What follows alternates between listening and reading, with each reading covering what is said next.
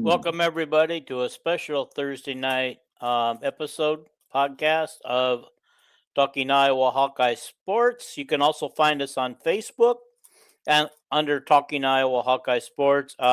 Check out our friends at Hawkeye Nation on Facebook because as they allow me to post our videos there, and they're very good about it. Hit the subscribe button if you're there. Hit it right there in front of you. Hit the like button, comment, and definitely share this, okay? Let's get this out there to all the world. Let's make this podcast go worldwide, nationwide, coast to coast, around the world, and everywhere else. Okay, well, we're here to talk about the men's win last night against Washington in Seattle and the women's loss tonight at home against Minnesota, which I didn't see coming, but we're going to discuss that tonight. But we're also going to talk about DB's position group tonight, right? In football? Defensive line and the secondary. Yeah, okay. And the secondary. Okay, I got it wrong. Finally get them done. Yeah. Okay.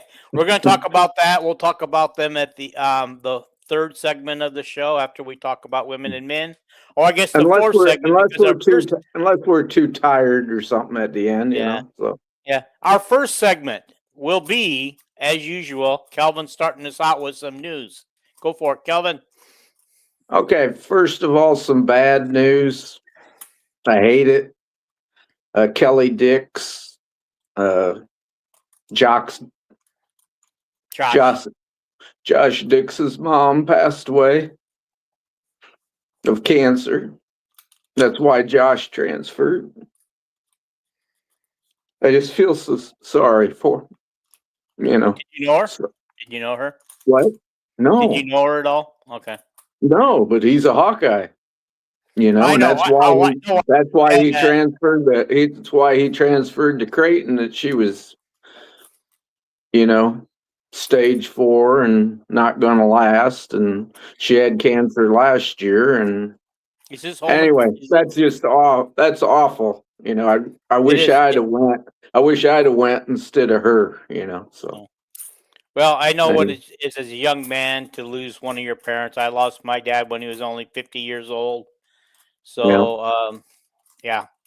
So it's hard to lose a parent, even when you know it's coming, because I knew it was coming for my dad for a while. So it's tough. I apologize for getting emotional, but there's nothing wrong with getting emotional, dude. You know, you're a cancer survivor. I love my Hawkeyes, you know. Know that, you know. Yeah. So. But anyway, other news. Northwestern's 40-year career college coach announced that this will be his last year. What a great coach at Northwestern, a man of great character, and boy, could he coach defense at Northwestern. The women's coach. Wait a minute. You're talking about the women's, right? Yeah. Okay. I was going to say I don't think any man has coached the men for 40 years. Well, he hasn't coached the Northwestern women for 40 years. I think it's only like 14 or something, but he coached someplace else for 26 years, and he's got like 700 wins. And Lisa announced that on the telecast tonight, and it's newsworthy. Another new piece of news that involves Lisa is she won the Joe Lapchick Award. Mr. Lapchick was a very famous coach back in the 40s and 50s, I think. Maybe at St. John's. He was a New York coach. Maybe it was like New York University. I don't know. But that's it's a Joe Lapchick character award. And it's a very prestigious honor for Lisa.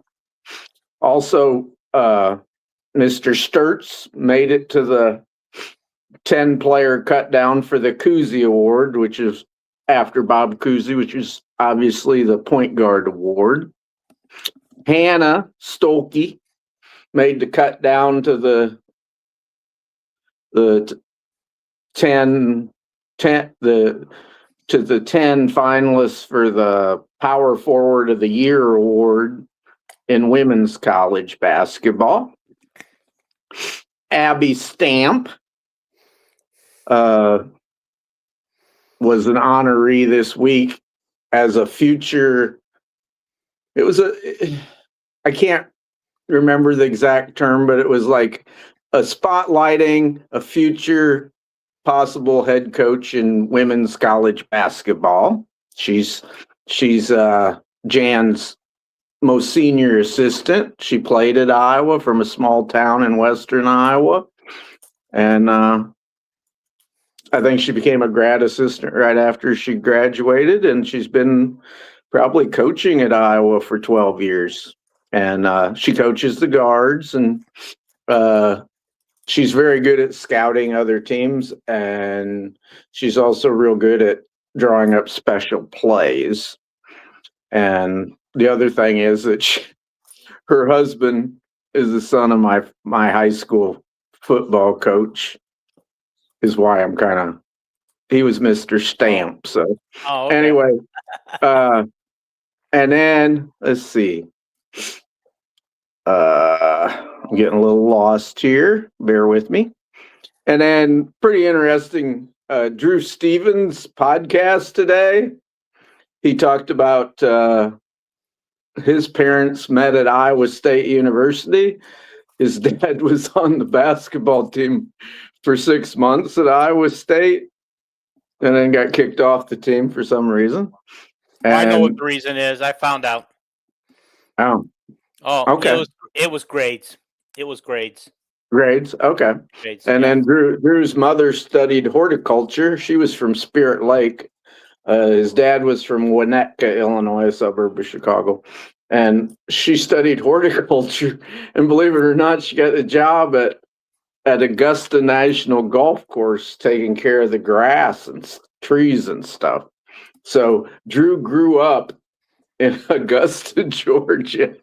Down there is how they moved down there. And another thing, he talked extensively about special teams and how LeVar every year learned something, and LeVar was like that from the very beginning at Iowa as a special teams coach. He didn't really know a lot about it, and he learned from the players. It's like Drew was laughing that LeVar was giving him hints on how to kick a football, and Drew finally told him, "You know nothing about kicking a football. Just leave it up to me." So anyway, pretty interesting. And then the other one, there was a podcast today, Hap Peterson, the nose guard for the 1985 Hawkeyes, All-American.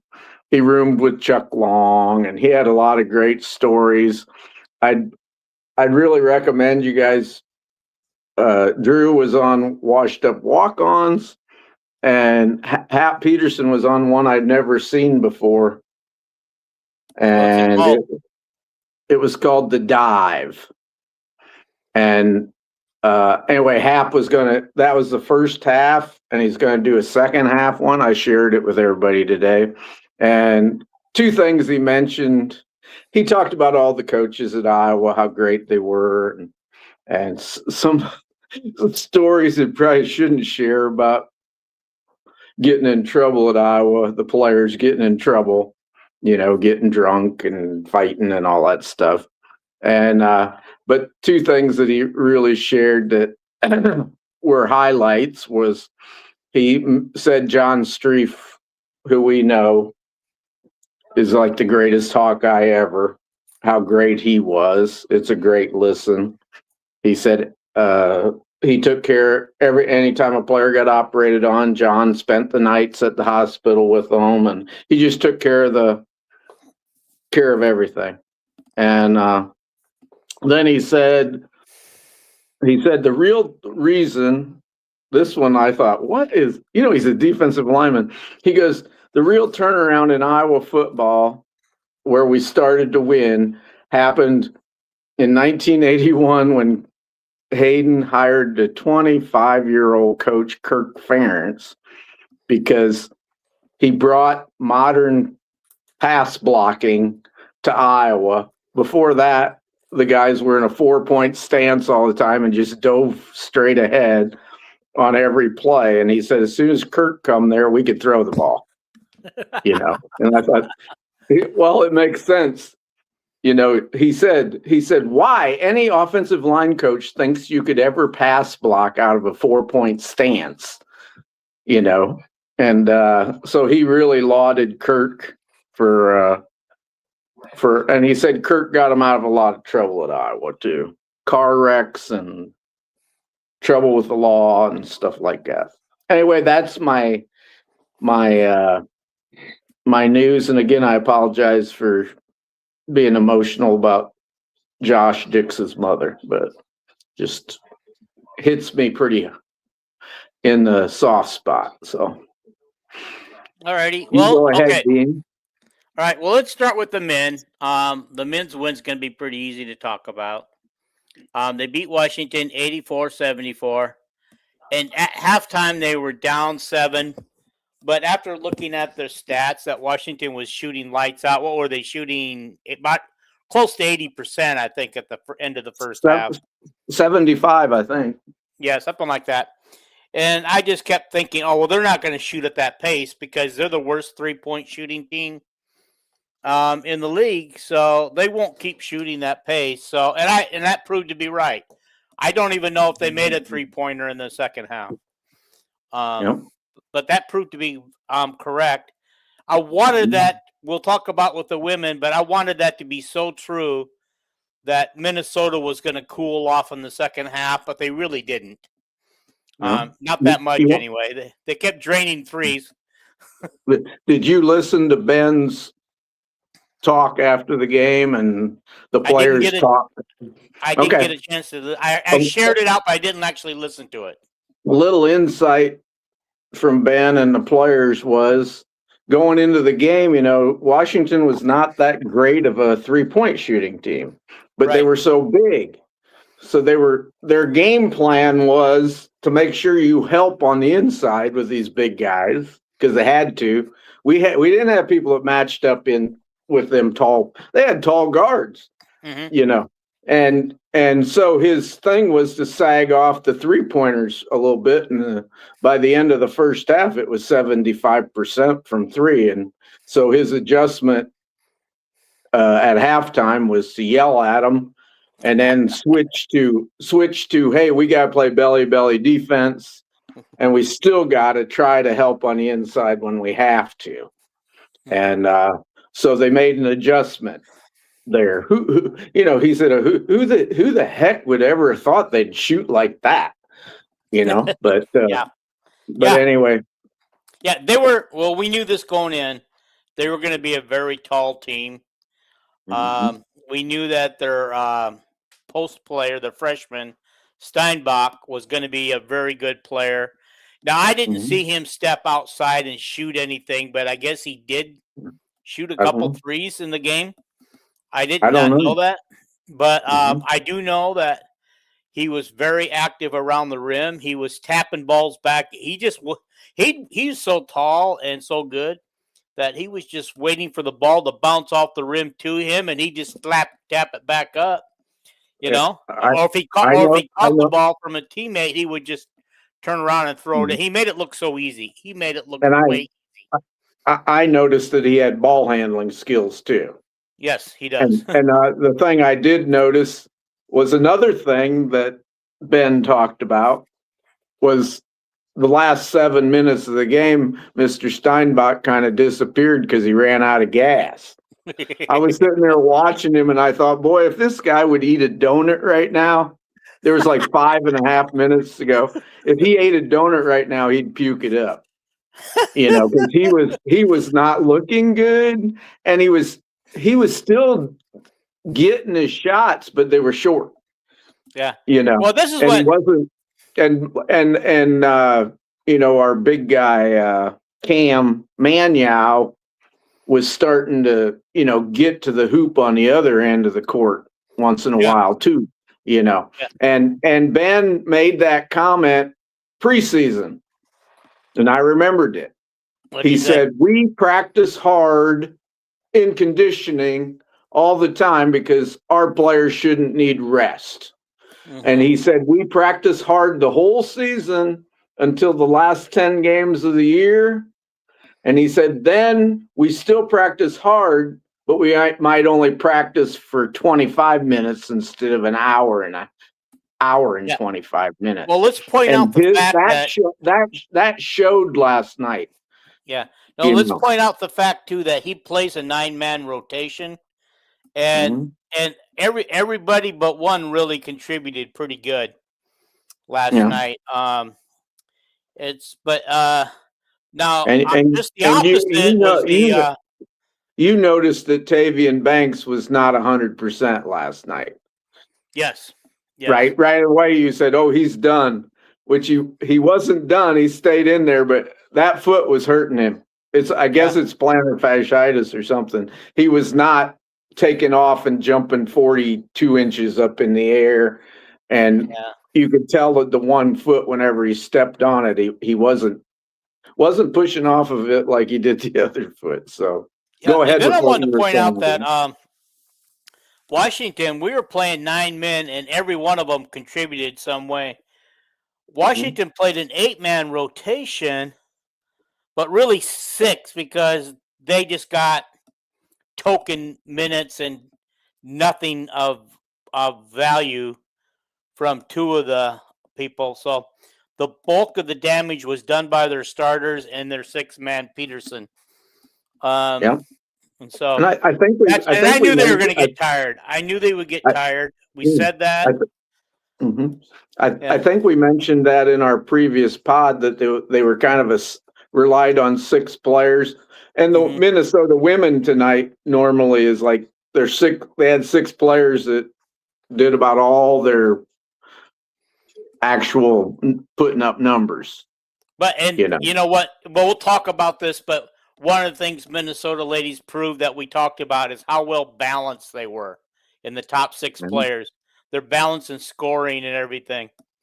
But anyway, we'll talk about that. But let's just kind of go over some of the stats that I have here. You go ahead. Okay, Emmanuel.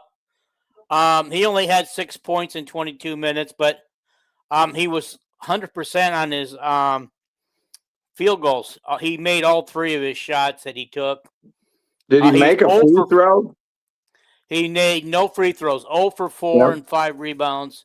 Yeah. Looks like he had 0 turnovers, but when I'm using the thing you sent me, it looks like you cut it off right at the turnover part. Yeah, it won't fit on my phone. Koch played 32 minutes and got 11 points, 4 for 7, 2 for 4, 1 for 2 at the free throw line, 3 rebounds and 2 assists. Yeah. Sturts, 22 points, all 40 minutes, 8 for 13, 4 for 8 on 3 points, and 2 for 4 on his free throw. That's not like him. What is he, about 80% most of the time on his free throws? Yeah. He's in the 80s, that much I know. He got 1 rebound, 5 assists. Banks only played 11 minutes, but he was playing hurt. We got to get him back healthy one way or the other. I can help him with that plantar fasciitis if I have to. And, we won't listen to any of the doctors because they don't know what they're talking about. Those of us that have been through it, we know how to get rid of it. I got it. Well, it took me 6 to 8 months to get rid of it, but it does take a while. That part's sad. You can't get rid of it overnight. And it's pretty hard to get rid of it when you're a basketball player, Yeah. I'm sorry, I said this wrong. John Havlicek retired because of it. So let me reiterate that Banks actually played 28 minutes and got 11 points, 4 for 5 on field goals, 1 for 1 on 3 points, and unfortunately was 2 for 3 on his free throws, but 3 rebounds. That's kind of sad because I kind of wanted to see him do that. When he missed that first free throw, it's like, oh, well, it's over now, but no more discussion about whether he should go for it or not. Yeah, I seen when he missed that free throw, I think they called a timeout or something, the other team or something. Yeah, they did. And they went back to the bench and his teammates were consoling him, and he just acted like, what are you consoling me for? I think he was probably thinking, they weren't really talking. I hope they weren't talking about it all week. Oh, yeah, they were. They came over and they were consoling him. You could see it on camera, and he just acted like it ain't no big deal. Like he's probably thinking, hey, I made 30 in a row. That's pretty damn good, But yeah, well, he's got a new streak going, 2 in a row. All right. Fulgaris is 18 minutes, 16 points, 5 for 11, 1 for 3 on his 3-point shooting. He's usually a better 3-point shooter than that. 5 for 5 on his free throws, rebound, 2 assists. 1.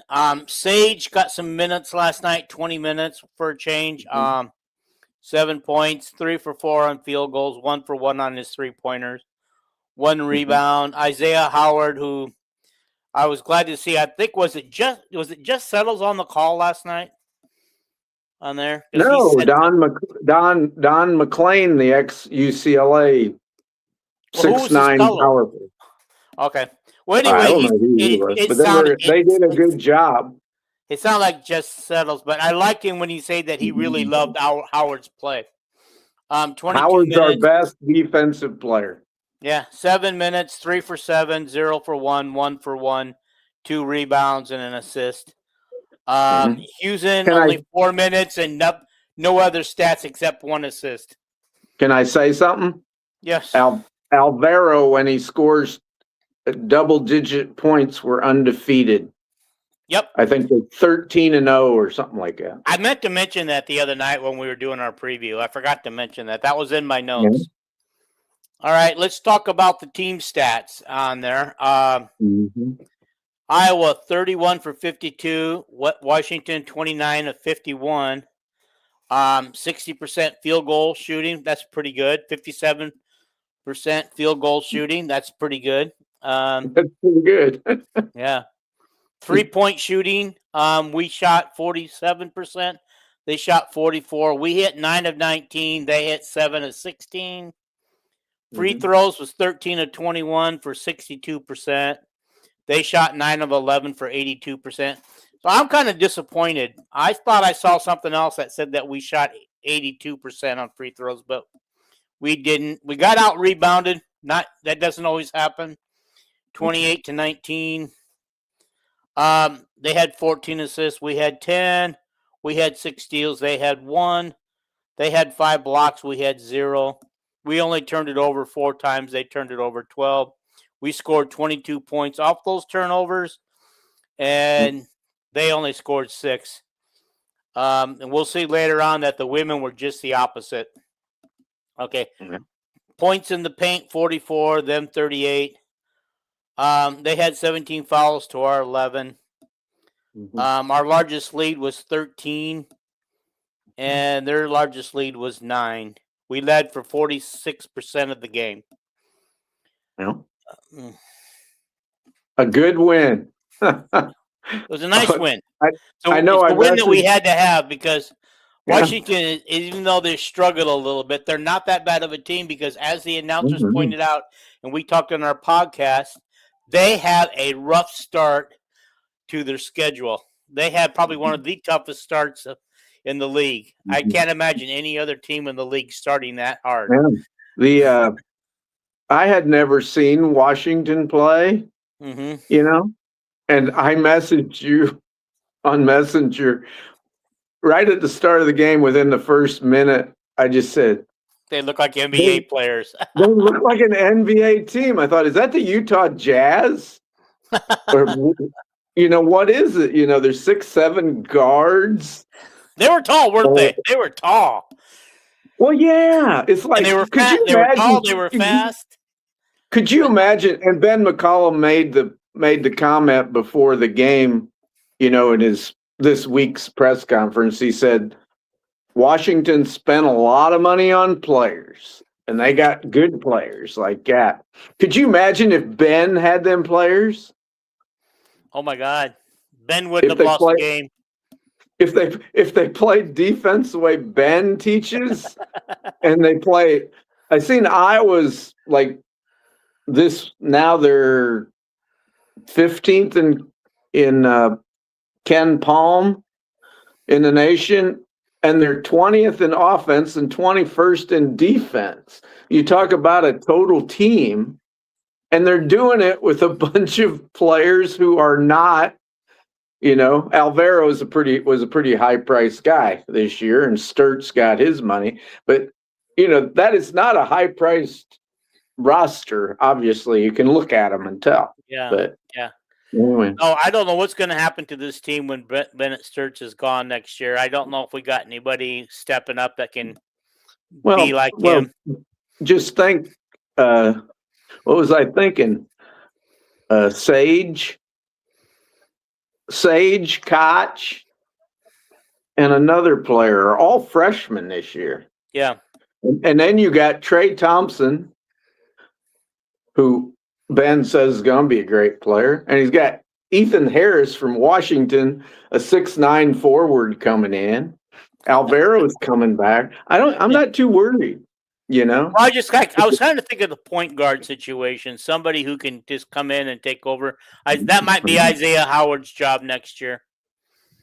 Well, Cale Combs brings the ball up court about every time. Okay. Sturt's he's a starter. handles, so when we get down to the end of the play clock, Sturt's always has the ball in his hands for the most part. Yeah. Because he's the guy that can create a shot. He'll either create a shot or find the right guy to get the ball to. I think Tate Sage can do it, and I'm not that worried, All right. Okay. Ben finds guys, Nobody wanted Tate Sage last year, out of high school. Yeah. So they've won 5 in a row. I think they have Northwestern coming up, which we're going to talk about. That might be their last game that they'll probably be favored in. But now Torvik is another computer. I don't know if Torvik's a guy or what. They were talking about it. I don't know, because I know Ken Palm is actually a guy, Yeah. But Torvik has Iowa favored in 6 of their next 7 games, believe it or not. Even got them favored against Purdue at home by 1 point. The only one they aren't. I'm actually feeling good about that game. I'm feeling really good. I'm feeling good about Iowa basketball, period. Yeah. The only game they're not favored in the rest of the season, I think, is Michigan. We don't play Illinois again. Obviously, Illinois and Michigan are the 2 best teams. I think Illinois is the best team in the league right now, the way they're playing. Yeah. We're going to bring this up when we talk about Northwestern, but at one point late in the game, Illinois had a 50-point lead. I've seen it. I watched the game. And it finished at 40 points, but I made the comment that I guess Northwestern's backups are better than, Illinois' backups because Northwestern backup erased at least some of that lead and got it down into 40 points.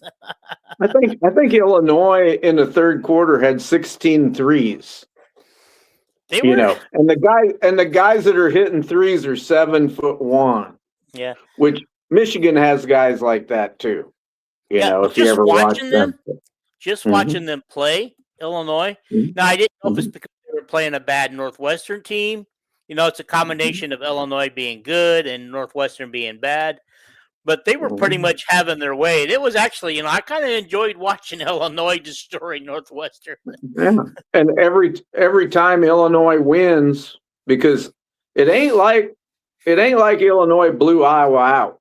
Every time Illinois plays like that, it helps Iowa in the Ken Palm ratings and Torvik and stuff. Yeah, I think it helps in their net ranking too, right? It helps their net ranking when Illinois does something like that. Yeah. Did you know Northwestern's like 12 players deep? So they're going to be different than Washington in that they're going to be twice as deep. Not near as talented, but they play 12 players. Okay. Well, at least we got them at home. I think they have like, you'll probably look it up, but I think they have like 12 guys that play 10 minutes or more. Okay. Well, we're going to find out here in just a minute. But the remaining Yeah. schedule is Northwestern on the 8th, which is Sunday. Mm-hmm. Okay. Maryland at Maryland on the 11th, which is on a Wednesday. That's a rare night. Okay. And then they come home to Purdue. And Purdue, by the way, guys, we got a sellout. When was the last time we had a sellout at Carver Hawkeye Arena for the men's basketball?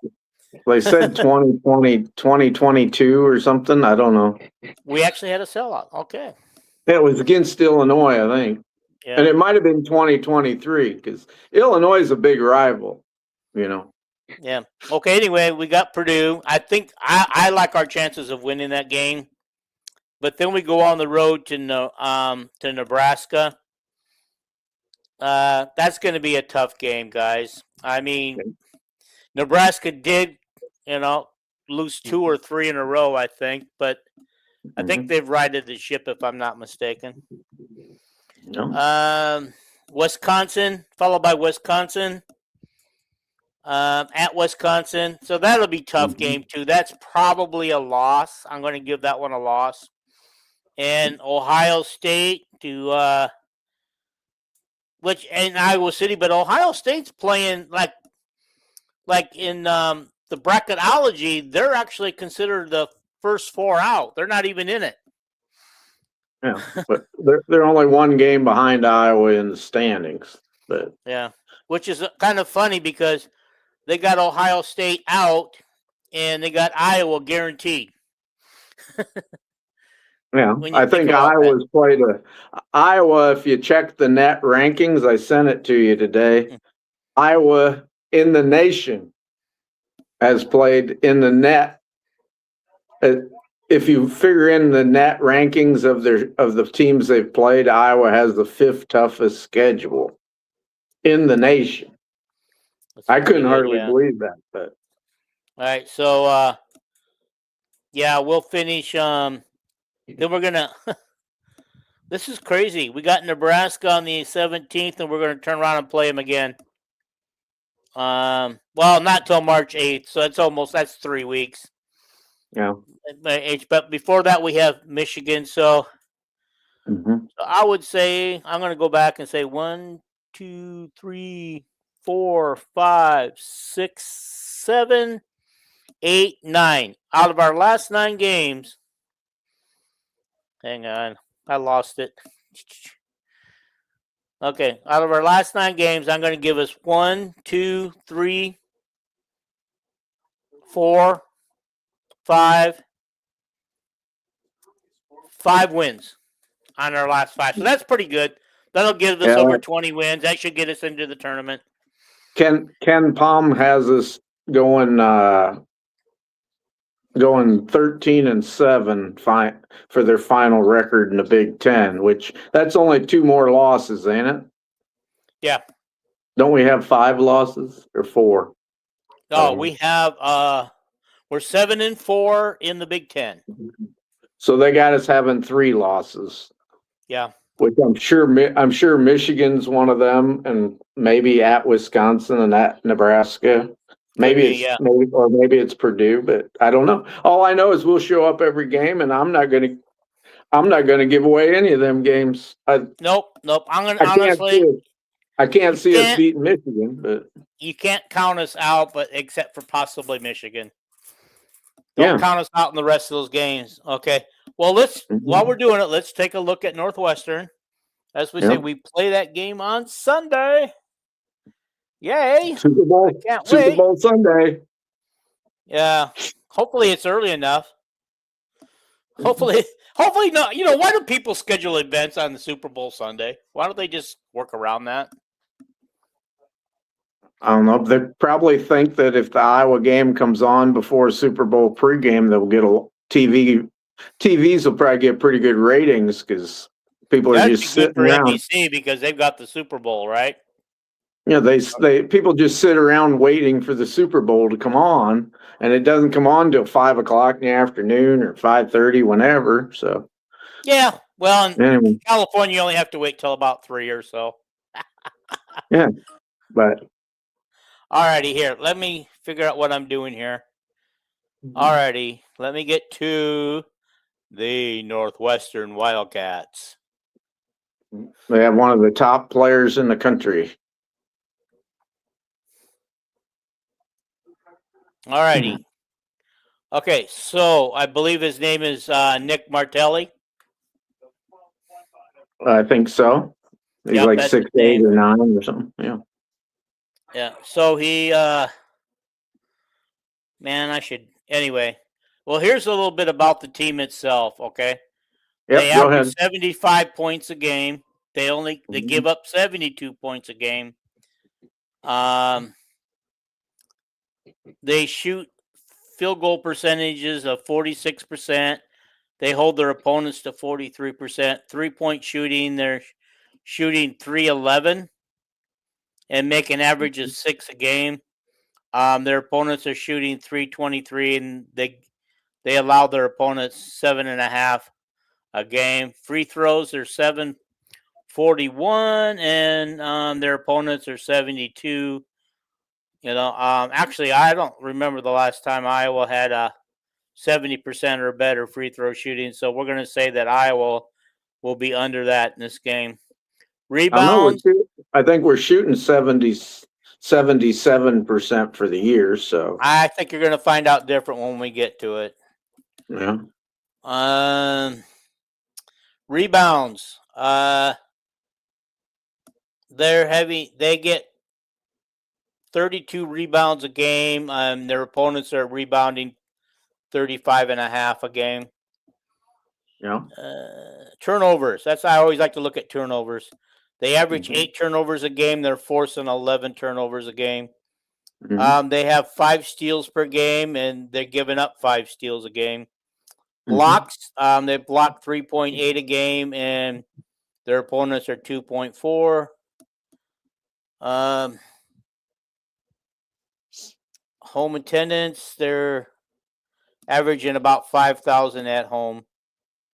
But when they go on the road, they've had 7 games of 10,000 or better. So, let's take a look. Their record is 10-13, 2-10 in conference. They're 7-5 away from home. Their big gun is Nick Martelli, and we talked a little bit about him. So he averages 6.5 rebounds a game, 14 steals a game, and he averages 22 points a game. The next 2 people on the thing, their next 2 guys are Arrington Page and Jaden Reed. They're averaging 11 points and 10 points a game. And then you got Angelo Carvino, Trey Singleton. They're averaging right around 8-9 points a game each. And then there's a considerable drop off to 4 points, 3 points, 3 points, 3 points, 3 points, 2 points, 2 points. 1, 2, 3, 4, 5. Honestly, they don't get a lot of production after their top 5. Based on the stats. I want to check out the minutes because you said something about look at the minutes. Yeah. Wow. I'm going to say, except for one guy, everybody's got at least 10 minutes or better on the team. Yep. Yeah. The first 4 got over 20 minutes. Then it got 14 minutes, 13 minutes, 17 minutes, 13 minutes, 10 minutes, 17 minutes. And then the bottom 2 guys are 2 minutes and 4 minutes on the team. So, yeah, he takes advantage of it. I mean, but we're deep. We're deep, and we're probably more physical and more talented than them. So I'm not going to worry that they're going to keep running people at us. No, I'm just saying he plays a lot of people probably because might as well play a lot of people if you're after your top 5. They're not great talents. You might as well play a lot of them lower guys. because there's not a big talent difference between them guys that are 6 through 12 or 13 on the roster. So, yeah, I'd like to point out some of their Big Ten losses. The scoring is amazing. They lost by 6 to Minnesota, 10 to Michigan State. They lost to Rutgers in overtime by 2. Lost to Illinois by 11. No, I'm sorry, 9. 9. Lost to Nebraska, 19 points. USC they beat. Did they really beat USC?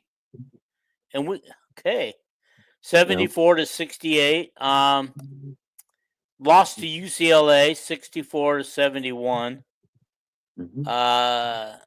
Penn State, they blew Penn State out 94 to 93. I mean 94 to 73. Yeah. They lost to Washington 76 to 62. And they lost to Illinois yesterday 84 to 44. Looking at that,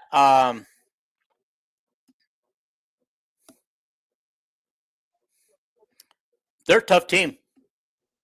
Well, I think probably, I bet if we delved in there, which I have no clue, but I bet them games where they played Illinois close, we know that was a home game. They probably are a better team at home, you know?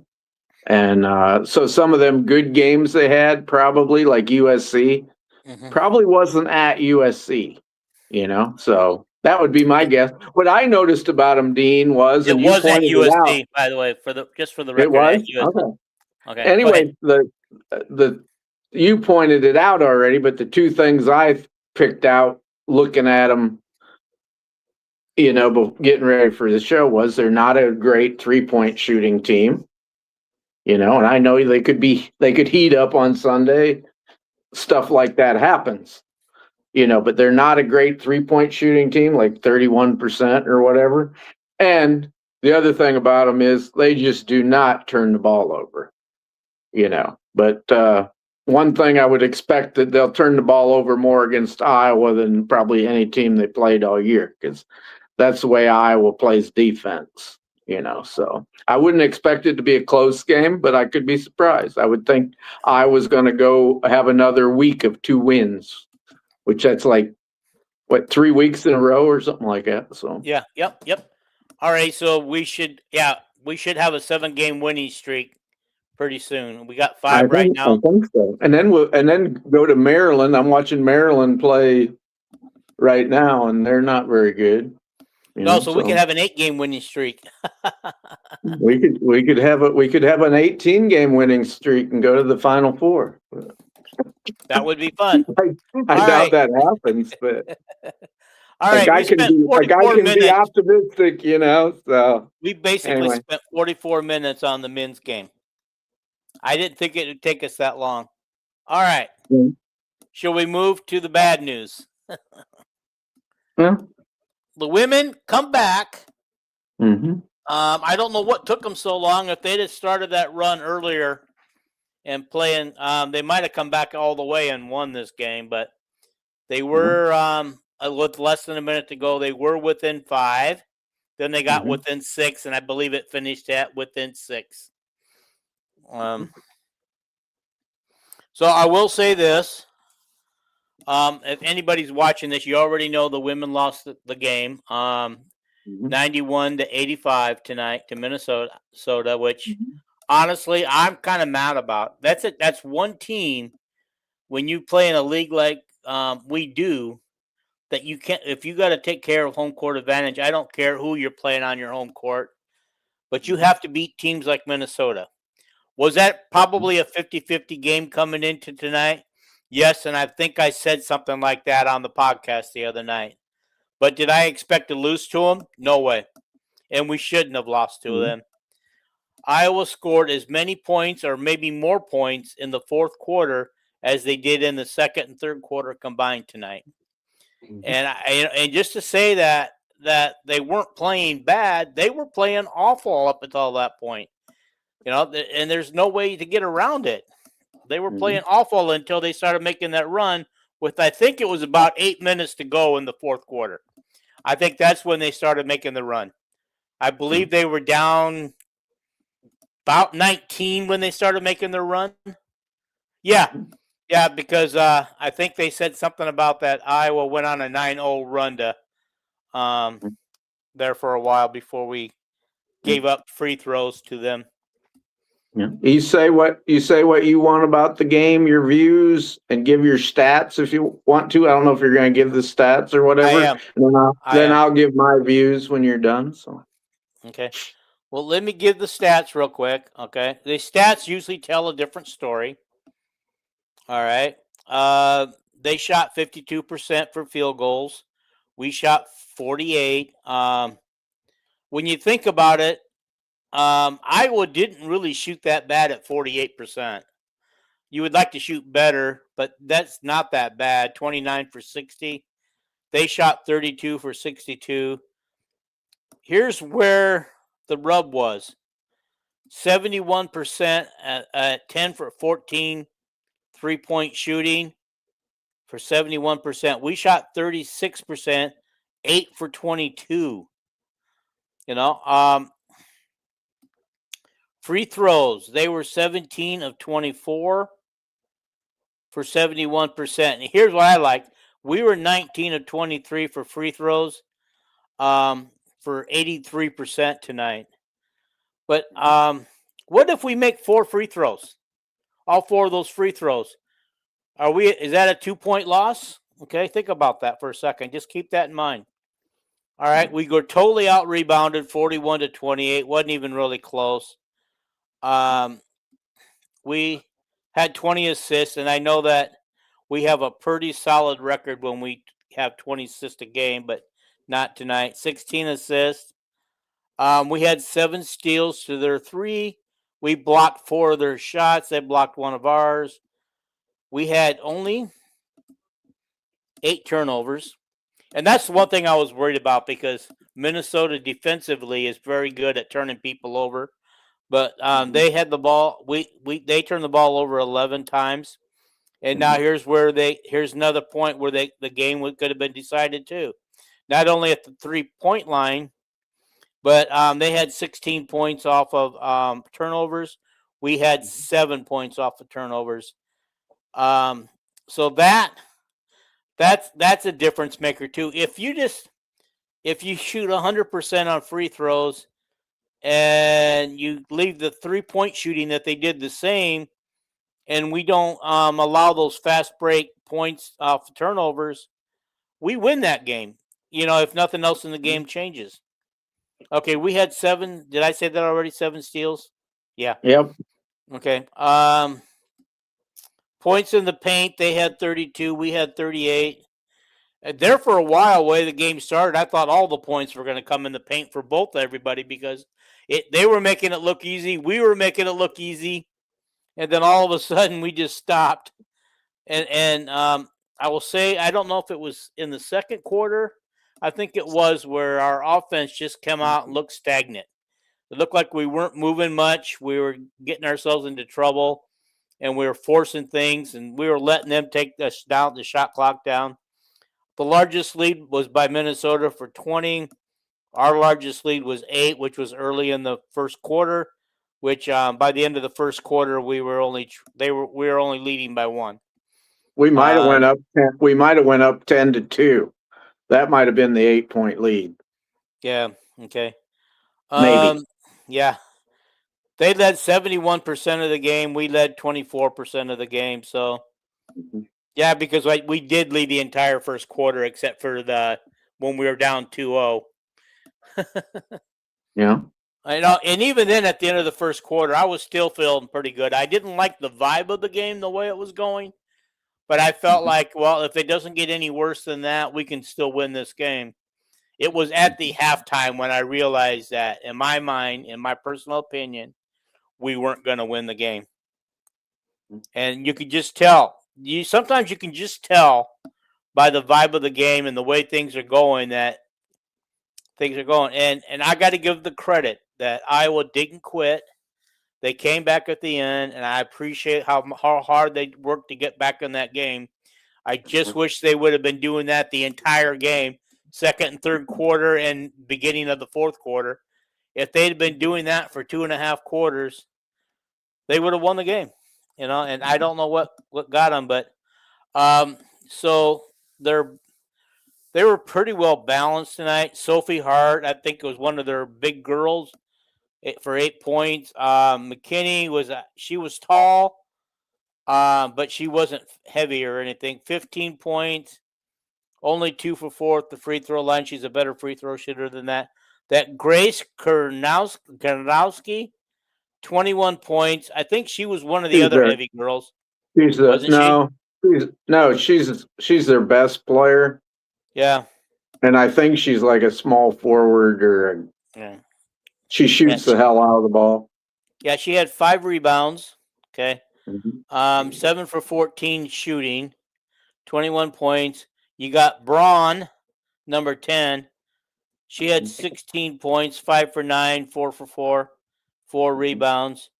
One of the big girls is named Tonga. Yeah, we're gonna get to her. She had a good night too.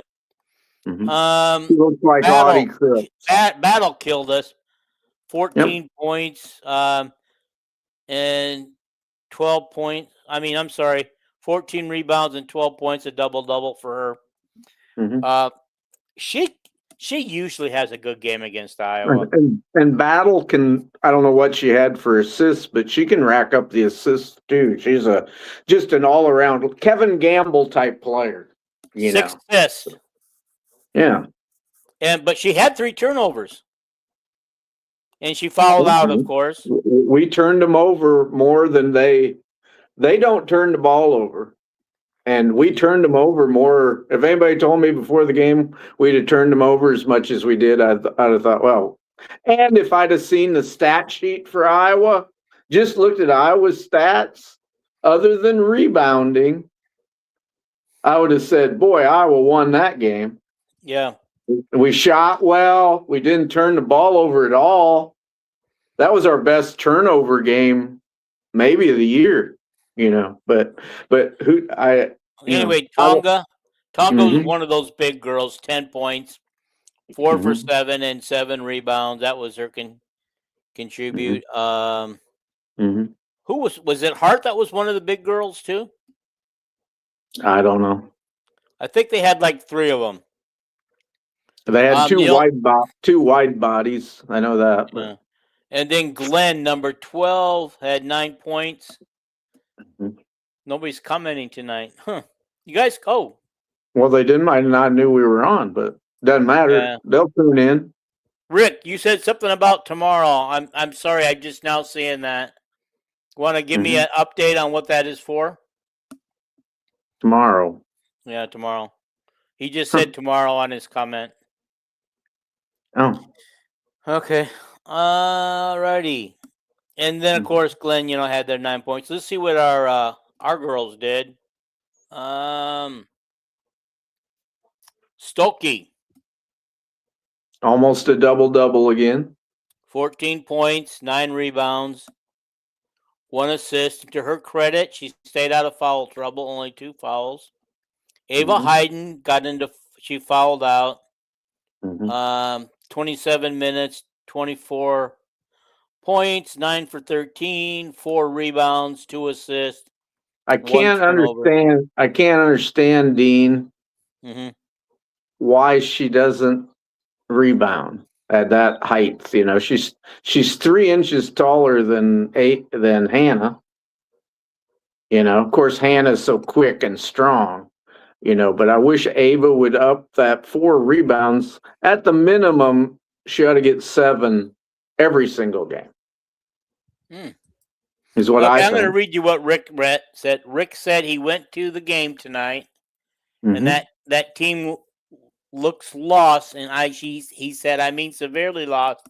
He'll give me a better rant tomorrow, he said. All right. My view is going to be different, as Dean knows. So. Yep, I know. Okay, Deal 6 points. At least she had a little bit of a bounce back game, but she did foul out.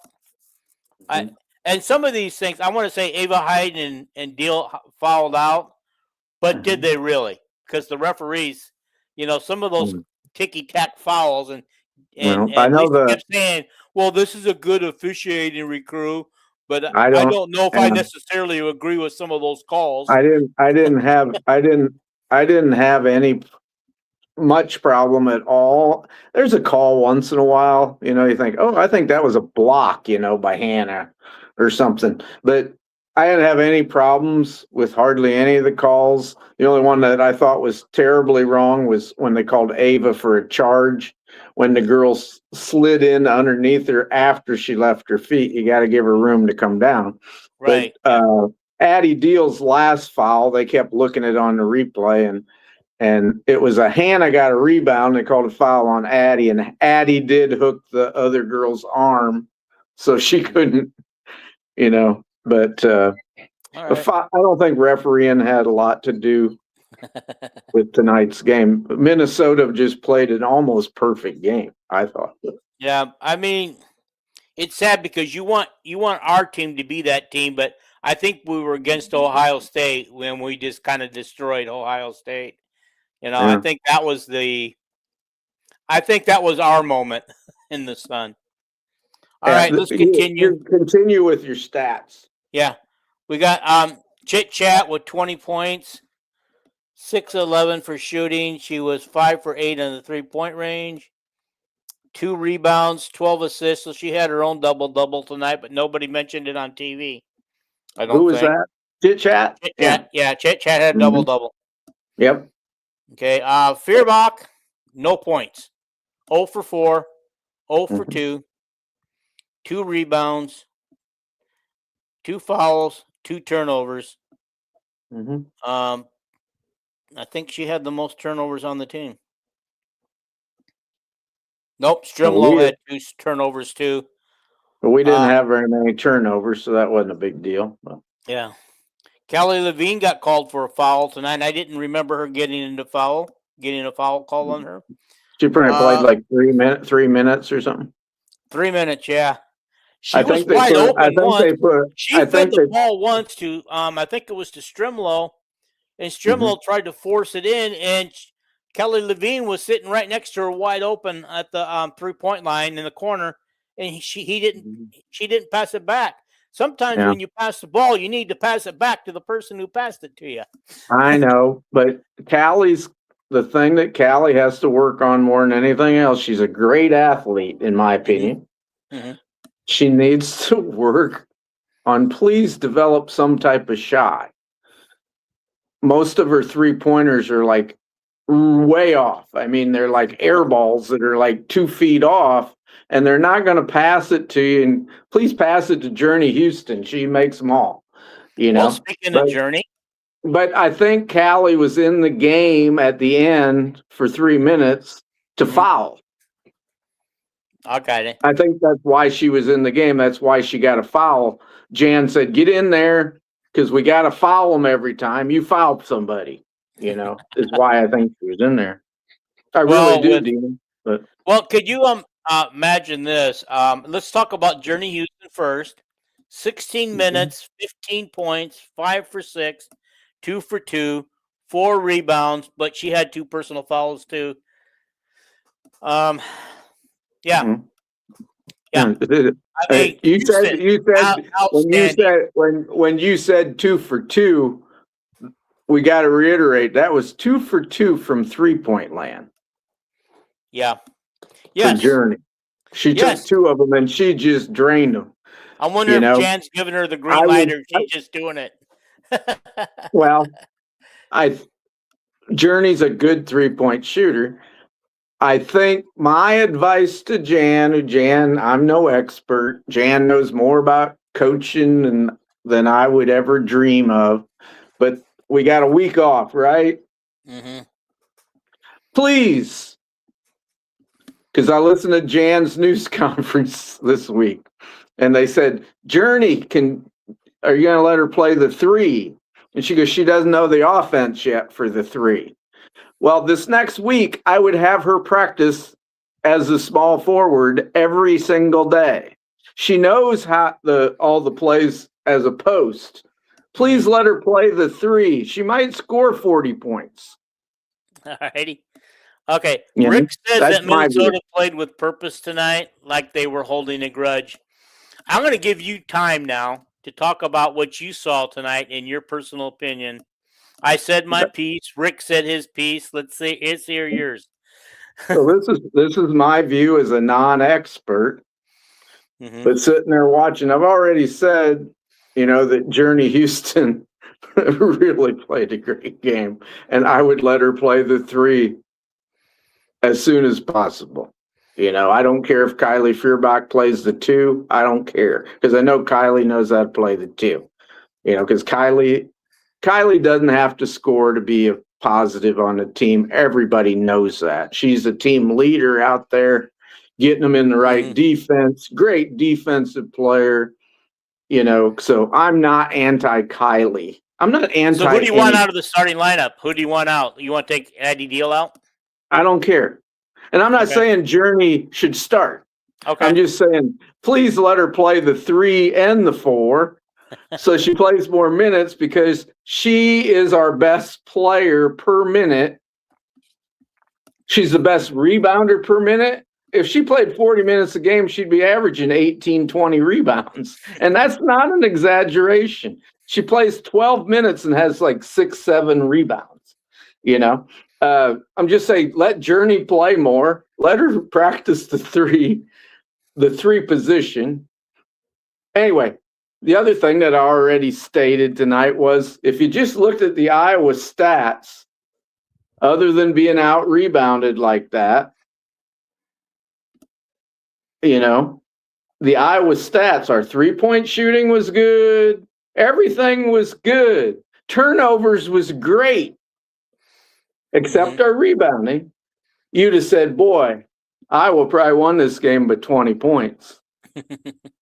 The other thing I would like to point out is I think Minnesota played almost a perfect game. They're very well coached. I knew that when they hired that coach. This is their second year. Super coach, very technically sound. I would say, other than UConn, I know UCLA beat us bad. Minnesota tonight played the most executionary, meticulous, best game of anybody that has played us. They boxed out unbelievably, played good defense, and then they shot the ball. They shot the ball like Larry Bird couldn't have shot like that. Okay, remind me. I'm not kidding you. At one point, Lisa Bluter, we leave a girl kind of open, and she drains a 3, and Lisa said, that girl's shooting 14% for the season. She says you can't blame the game plan. It's just, and at halftime, me and you talked, it was like the Washington game against the men, where the Washington men shot 75, and you go, they can't shoot that for the rest of the game. And that's what I thought tonight. Today it was 80% the first half, and I thought they can't do that. Well, no, they couldn't. They only shot 65% the second half to end up at, when they at 71 for this game. 71, 71 for the game. Yeah. And so I'm not down on. I thought Iowa played good. Didn't play great. I think they played their game plan. The other team played. It was like running against Secretariat. The great Secretariat in the Belmont Stakes, the announcer says, he's moving like a tremendous machine. Well, Minnesota played like a tremendous machine. I'm just going to give Minnesota credit. Well, they came in prepared. They came in ready. They came in wanting it more, and they executed. They got off to a slow start in the first quarter, but about halfway through the first quarter, though, they turned it on, and they never really backed off the rest of the night. One thing I'll disagree with what you just said was you said that Minnesota wanted it more. I thought Iowa played their ass off. I thought they played their ass off the whole game. I didn't see any non-effort.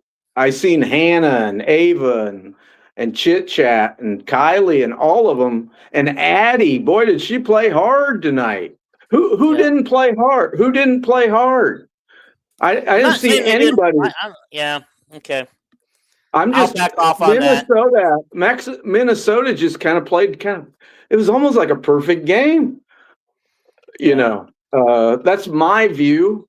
You know, I'm not an expert, but that's what I saw. I wasn't sitting there saying, God, Iowa's trash. Yeah. You know, I was saying, and Iowa's done this other years. You know, we never won a Big Ten championship with Caitlin. You know, we'd always lose some games we shouldn't have. Mm-hmm. You know, yes, we won Big Ten. Yes, we won Big Ten tournaments because there was 3 in a row. There was 3 years. There was 3 years. I know that, Dean, but if it was the old times where there used to, when we were growing up, there was never a Big Ten tournament like in men's or anything. Mm-hmm. You know. But there was 3 years in a row where you will not disagree with this. Iowa was the best team in the Big Ten. Caitlin's last 3 years, we were the best team in the Big Ten, but we always gave away some games in there we shouldn't have. And this year we just I wouldn't say we gave them away, but we just lost 3 in a row, you know, which that's what we've kind of done over the years once in a while, but. So I'm not down on the girls and how they played tonight. I really ain't. It's like I'm kind of optimistic with the way they played. Yeah, but this is like last season. They lost 3 in a row, and we're saying, well, as long as they don't lose anymore. And I think it went on to be a 6-game losing streak or a 5-game losing streak. This is a different team. You know, last year it was pretty much Lucy Olson and Hannah. Until Ava turned it on at the end of the season, that was the whole damn team. Yeah. You know, Folter was played like at 50% the first half of the season. This is a different team. We got a pretty good. Now they're young, right, Dean? Mm-hmm. They're still young. But we got a bunch of 4 stars playing. Yeah. You know, here's the deal. One other thing I wanted to say, if I can remember what the hell it was. Oh, shit. I forgot. Oh, darn it.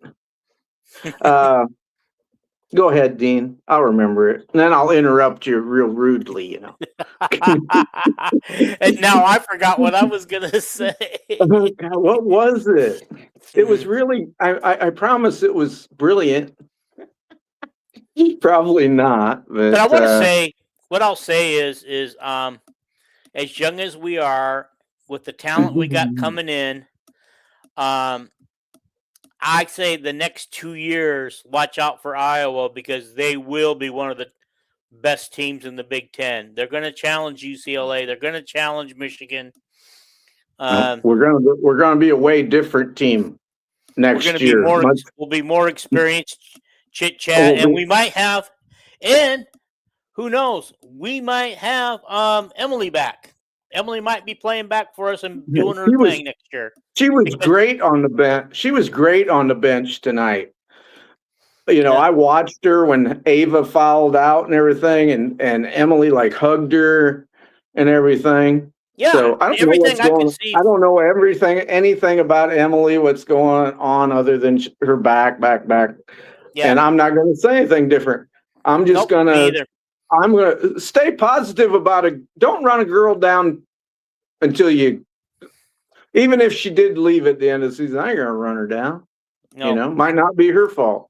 No, she was up there. She was up there on the road trip, and she did well. You could see in the pictures and video that she was very much part of the team and enjoying herself.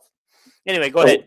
One thing I wanted to point out, you said next year we're going to be pretty good. We're going to be a way different team next year. Mm-hmm. It's going to be a perimeter-based team with Ava, the only person in the middle. You know, with Layla Hayes backing her up. And Layla's going to be great. Layla's a big body who is way better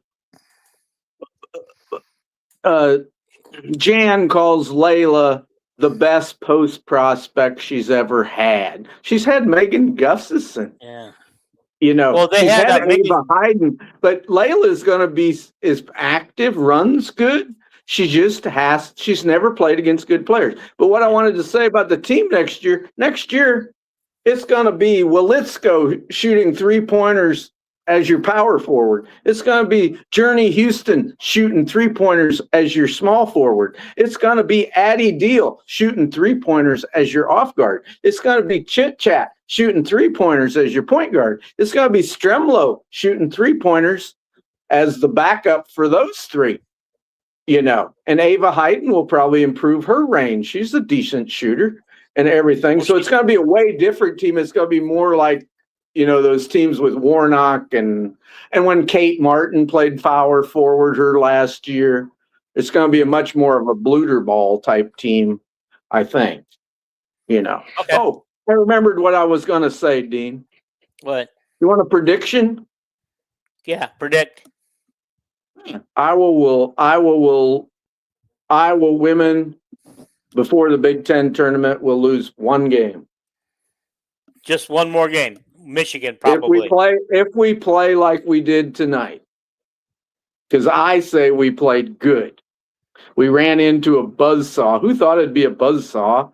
I knew Minnesota was good, but Minnesota was, you pointed out, and I didn't believe it last podcast. You go, they're 10th in the net. And I go, what are you talking about? I go, are they 10th in the Big Ten in the net?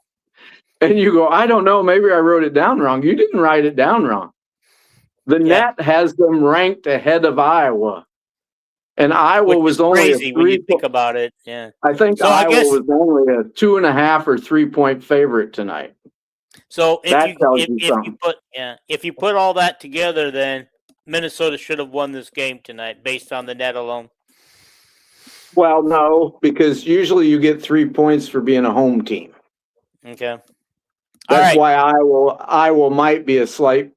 I think right now Iowa's a 1-point favorite against the Purdue men just because we're playing at home. Yeah. But now I know tonight that we have planned to do the football position groups for the. Yep. I can tell you're in pain or something. But I'm in pain right now, and I think this is a good place to leave it. We'll push that off because we don't have to necessarily have it done today. But yeah. And our next podcast will be after the men's game, probably Monday, and we'll preview next Wednesday's women's game, right? On our next pod. Yes. Because they don't play till Wednesday. They play Washington, right? Correct. Yeah. Yep, they play Washington. Okay. And that's going to be a team like Minnesota because they're right there with Iowa, Minnesota, and a couple other teams right there in the kind of in a log jam in that area. They're ranked like 20th. Yeah. Or something. And you watch next week, Minnesota will be ranked. Minnesota was the next team receiving votes this week. Mm-hmm. So many of these fans think Minnesota's no good just because we've beaten them like 18 years in a row. You got to get the fact that they started off the season really hot, were ranked, and then ran into a little bit of a buzzsaw in the Big Ten, and now they reeled off four or 5 straight wins now in the Big Ten. I think they're 8-5 or something. They're 8-4. 8-4. That's most teams in the Big Ten not named UCLA will take an 8-4 record. Mm-hmm. It's but I hope I pulled you out of your doldrums tonight, Dean. I know you love your Hawkeye women. Yeah, you love your Hawkeye women. You love your Hawkeye women, and you want them to win so bad, and when they lose, it hurts you deep inside. Yeah. I want to tell you a little secret. What I was typing was way different than what I was acting like here. You can talk to my wife. I was very even keeled. She couldn't tell if we were winning or losing by the way I was acting tonight. She didn't know. She was in a different room. Yeah. And if I truly didn't like the way we played tonight, I would say so. Right. But anyway, I think I have been having restless leg issues since Tuesday, and I'm just really struggling. I haven't slept much, and right now, as you can tell, I'm standing because right now that's the only way I can get comfortable. Oh. So I think this is a good place to leave it. And we'll be back. We definitely won't be back on Sunday because you guys want to watch the Super Bowl. I want to watch the Super Bowl. What time is our game Sunday? Would you? Oh, we might as well look it up while we got it. You know, it's possible to do a podcast in between. Yeah, it might be possible. Let me look. I will look. I'm feeling a little better. So that, sit down. You know, I've only been in Carver Hawkeye Arena once, and I went 1 year. I wanted to see Tom Davis's team practice, and it was after Chris Street died. And I know Millard was out there practicing. I've only been in Carver once in my life, and with my lawyer, we went down and said, let's go watch him practice. And you talk about a team that did not work in practice. All they did was walk around, and it wasn't very strenuous. But anyway, I was Harper's offered like 43 years old, and you only went once? Yeah, I've told you before, I have never been to an actual Hawkeye event except for a spring game when I was a junior in high school. And that's because I was getting letters from colleges for football. And I thought, me and my buddies went down to the spring game. And that was the year that Andre Tippett was going to be a junior. 99, he stuck out like a sore thumb. And then John Hardy on defense. And I decided I don't want to play college football. But anyway, what I wanted to tell you was my gal friend, her boss said, I'll give you and her 2 tickets tonight if you'll go to Iowa City and watch the game. And I explained to them that, no, I can't go and everything. But I had the chance to go tonight. I wanted to go because I had to walk down by the court before the game started, and I'd have talked to Emily, and I'd have yelled at Chit Chat and Journey and all them. But go ahead, Dean. All right, here's what I got. The Minn play at 2:00 Central. Probably get done playing around 4. It looks like the Super Bowl kicks off 5:30 Central Time, and so we could sneak in a quick podcast. Yeah, 45 minutes. Yeah, 45 minutes to an hour, even up to an hour, I think we could. Yeah, because people do not want to watch all that build up for the Super Bowl. Yeah. By the way, good luck to Mason Richmond as a rookie. He won't play in the Super Bowl. He won't play, as a regular in the offensive line unless somebody gets hurt. He's a backup left tackle. But congratulations to a rookie making it to the Super Bowl. So is he a Patriots or Seahawks? Seahawks. Okay, I'm picking the Seahawks. Who you got? Seahawks. Okay. And another thing, which I think I sent you, George Kittle's wife's going to be in the Sports Illustrated swimsuit. Was that her on the cover? Well, they're going to have different covers for each region. I'm sure in California she'll be on the cover, and of course she's a former Iowa basketball player. Yes, she is. I don't remember. I don't remember her maiden name. Yeah, I forget her maiden name too, but her sister was also on the team. I think it was her younger sister, and her sister left the team after Claire graduated. The younger sister left the team, and the younger sister is married to an Iowa basketball player. Who? Do you know? Yes. Hang on. Is he very tall, or do you know? He's one of our tall guys. I think he played Nicholas Baer. No. I think he played with Luca Garza and all them guys during that run that they Kreiner. Huh? Kreiner? No. Okay. No. But anyway, I don't know. He played a lot in the G League. A lot of G League games. Oh. Why can't I think of his name? Utah. And nobody's watching to help us out. Darn it. Is he the great leaper from East St. Louis, Missouri? What's his name? That he actually played for the Bulls a little bit in the NBA. But just talking Now I to your got to phone. figure it out. Talk into your phone and say Claire Kittle's sister. Claire Kittle's sister. And then all the women in the swimsuit issue, Dean, or can you hear me? Yes. All of them are NFL players' wives. Oh, the last name is Till. Yep, that's right. Claire Till.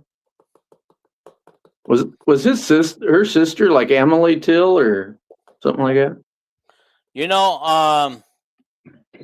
I'm thinking I got the wrong sisters. Okay, because I want to say Meyer. I want to say Meyer. Oh, okay. The other thing that's interesting, of course, George's wife, former Iowa basketball player, and George's mother, All-American basketball player at Drake. You know, the Krieger girl. So, all right, I may have that wrong. I will put that out there later. I thought George's wife was pregnant. Then I see this picture of her in a bathing suit. But yeah, that was taken a long time ago in the summer. She's definitely pregnant. They planned ahead. Yes. You know, you want to get these swimsuit issues. They put them out in the winter, but they take the pictures in the summer. Yeah. They used to Sports Illustrated, you know, all the pictures were taken in the Caribbean and stuff like that. They weren't taken in the United States, but I know you want to get off, so yeah, I think it's a good place. See you guys on Sunday. We'll sneak in between the men's game when the men's game is over and right before kickoff, and we promise not to hold you past kickoff. Yeah, maybe we'll do that, right, Dean? Yeah. So, because I know you want to do a preview for the Iowa women too. So, sounds good. All right, we're out of here. Thanks for watching, guys. Hit the sub button, hit the like button, leave some comments, share it out. Guys, we got some regulars who are commenting on our videos on YouTube. I appreciate the regulars. If you're listening, I appreciate you guys listening. You guys add some stuff that we mess up on, or you add to it, or you answer some of the questions that we're confused on. So I appreciate it. Rick is a good one for that. Boy is a good one for that. And so those are two of the regular posters on our YouTube videos. So I appreciate all you guys. You know, everybody can do it. Love you guys all. Thank you for watching.